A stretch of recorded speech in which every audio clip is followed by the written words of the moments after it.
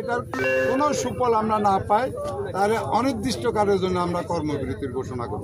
এই যে চাঁদাবাজি হয়, এই যে টাকা বাড়িয়ে নেয়, এই বিষয়টা আপনারা প্রশাসনকে তো জানানো দায়িত্ব। অবশ্যই আমরা জানাইছি, আজকে বিগত 1 বছর জানিয়ে আসতেছি প্রশাসন এবং পুলিশকে।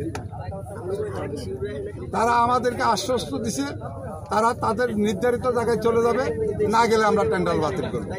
কিন্তু আমরা আদৌ পর্যন্ত এর কোনো উত্তর আমাদের কাছে না পাওয়া যাওয়াতেই আজকে আমরা এই কর্মসূচির ঘোষণা করি। এখন ওরা আসলে কোথা থেকে তুলতেছে?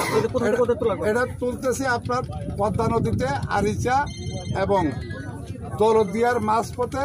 এটা পদ্মা নদী, এটা প্রটোকল রোড, আন্তর্জাতিক রোড। এই রোড পৃথিবীর কোথাও কোনো বিধানে আছে কিনা ইজারা দেওয়া, এটা আমার জানা নেই। মোহাম্মদ বাহারুদ্দিন মাস্টার, আমি একজন জাহাজিওয়ালা, সহসভাপতি বাংলাদেশ নৌযান শ্রমিক ফেডারেশন, রাজশাহী অঞ্চল।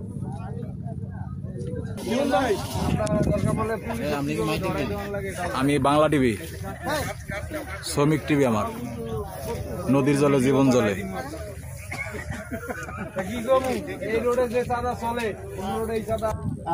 না হলে আমরা এই সমস্ত বর্গের ছাড়িয়ে দেবো না। আর এই যে টাকা নিচ্ছে, আপনি একবারে একটা বাংলা